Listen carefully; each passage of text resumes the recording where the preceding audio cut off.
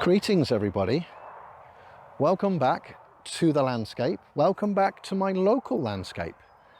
We're actually in my home county of Dorset in England, which is unusual for me, but yeah, this is where I just happen to be.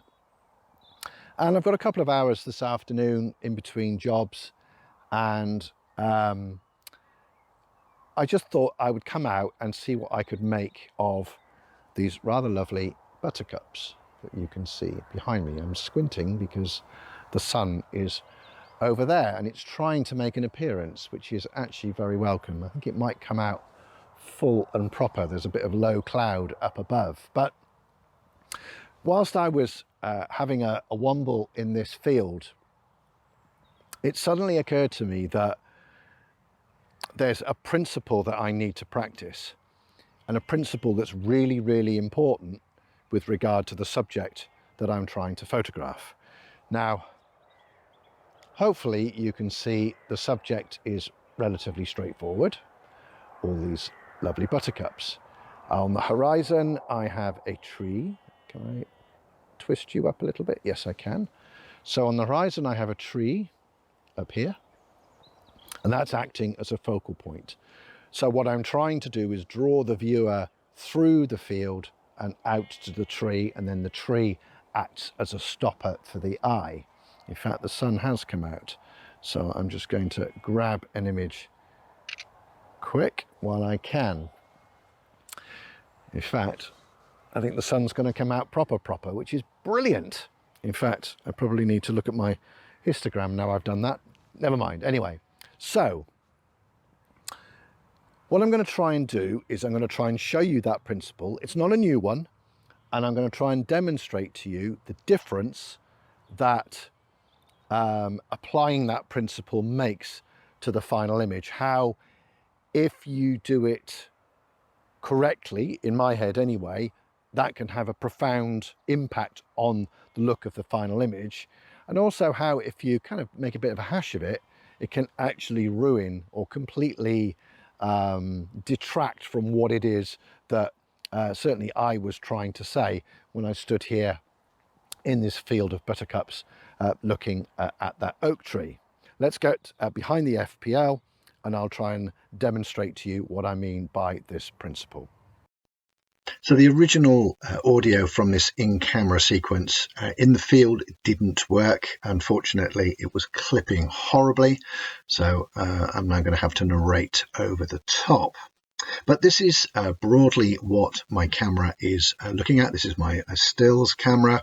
The field of view, that is deliberately in a 16:9 frame. And I will talk about and demonstrate later on why 16:9 was my chosen frame size and why I felt it was so important. So just to aid the footage, I'm just going to refocus the stills camera on the buttercups so that they're a little bit more prevalent and a bit more noticeable. And we've got the height of the camera at the moment. This is more or less where I want it to be. And the height of the camera is the important factor that I want to talk about. But why is it so important? Well, hopefully this view demonstrates that it's relatively obvious what I'm trying to do here. I'm trying to create this impression of gazing over the flowers and absorbing the colour, and with the tree out in the distance acting as a stopper for the eye, or maybe if the eyes drift left or right, then there's trees to stop them there. Now, either way, there is a strong suggestion in this scene. But if we actually take the camera off the tripod and then start to play with the height of the camera, so just bear with me whilst I play with it. So now we've got the camera a lot lower and we get a much different suggestion from down here. We've got individual stems now actually vying for our attention rather than that field of yellow spreading out into the distance. It's not quite as powerful. And if we come up very, very slowly, we're now just about where I was when we were at sat on the tripod. I'm a little bit constrained here because the cables that I'm using to record this footage only go so high, but I'm hoping that with the camera now at the maximum height, that you can see that the impact of the yellow is actually quite reduced than where it is or how it appears as I settle the camera back down onto the tripod. As I do that, you can see that the appearance of the yellow is much stronger across the bottom half of the frame. So let's get back on the tripod. We've now stopped wobbly cam, thank heavens. Now, the purists amongst you, you'll have noticed that the implied horizon in this scene is bang in the middle, straight across the middle of the picture. Now, for me, this is a quiet and calm and serene scene, so that central horizon is actually working for me to help enhance and promote that idea. And although we've got the sun out at this moment in time, the histogram, there it is looking pretty good. I've got no harsh shadows or no deep shadows and no bright highlights. Now, if we quickly go back to the subject of frame size, I'm going to swap very quickly from 16 by 9 back to 3 by 2. So I'm just going to do that quickly in the in-camera options. Let's just wait for that to happen. There we go. So we're now at 3 by 2. And hopefully you can see the difference that a 3 by 2 frame size makes. Now we've got a lot more foreground, green foreground, and there's an awful lot more sky. And both of those things are weakening the idea of a wide open field of yellow. Now, if we angle the camera upwards, then yeah, okay, we can reduce the green impact in the foreground, but now I would say that the textured sky actually starts to grab my attention a bit more. It's too dominant. It's a very pretty sky, but now I think the image says more about the sky than it does about a field full of yellow buttercups. So this is why, for me anyway, 16 by 9 was actually a better choice, because it was actually more faithful to what it was that I wanted to say when I looked at this scene for real and contemplated creating an image in the first place. So let's consider aperture for a minute and depth of focus. You can see here I've selected f10. It's illuminated in green at the bottom of the picture. In the playing that I did, I found that f10 gave me an image that was sharp from the nearest flowers, the flowers nearest to the camera, right out to the trees beyond. And you can see there with the depth of field preview selected, I'm demonstrating that quite clearly. Everything is sharp from the buttercups to the trees. I wasn't worried about anything beyond because those were the two elements that I wanted to be sharp.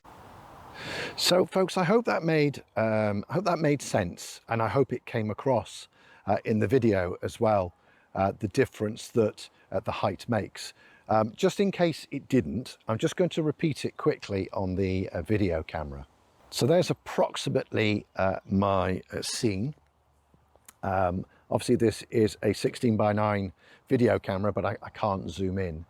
And what I'm going to do is I'm just going to come down a bit. Can you see how the yellow up against the hedge line bunches up and is now a much more definite yellow line. And if I come back up, you can see how the yellow becomes a lot more dispersed. And this is something that not a lot of photographers think about.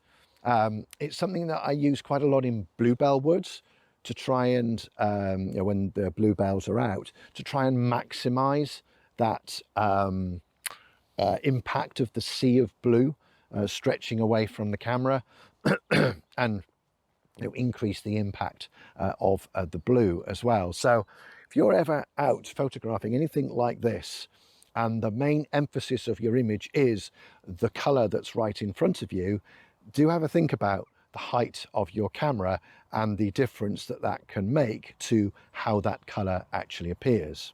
So I'm going to wait for the sun to come back out, because I do want to try the 3 by 2 frame and then I can show you at the end of the video, you know, which one was likely to be more effective than the other. I think we've still got that set up. Yes, we have. So when, you know, if the sun comes out, properly comes out, it's sort of trying very hard to make an appearance, then I'll grab a frame and I'll, as I say, I'll show the two at the end of the video. So I'm going to leave this video here. I'm going to go and have a play with some more buttercups. Hope it's been interesting. Hope you got something from it.